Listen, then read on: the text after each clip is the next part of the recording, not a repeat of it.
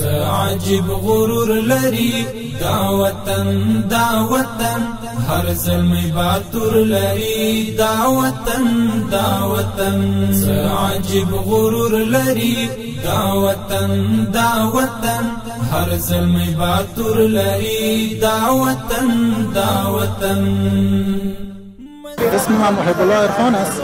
یکی از نماینده‌های بخاری هستم. نمایندگی مزار مربوط من میشه و فعلا هم گلرحیم استاد مرا به خاطر همکاری خواست که بعد نمایشگاه همراه همکاری بکنم. دیگه ساخت خود گلرحیم استاد است، طرح از گلرحیم استاد است. بخاریایی است که توسط مبلین سوخته روشن میشه. از مبلین سوخته استفاده میشه که یک پکیج کوچکی برقی داره که هم در برق زنده و هم در برق مرده کار میته.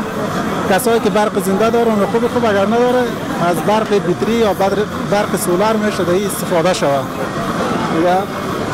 در طریقی روشن کردن از قسمی است که اول مبلین اعلام میتیم که در آتشخانه کمی چرب شود. باز توسط یک کاغذ یا مایع سوختی است، مایع آبی درش میتی مبلین از چکله میمونی که فعلا اونو میبینید شما چکله مبلین میچده و از اینجا پکر است بعد از 20 ثانیه روشن کردن پکر نرمال روشن میکنی.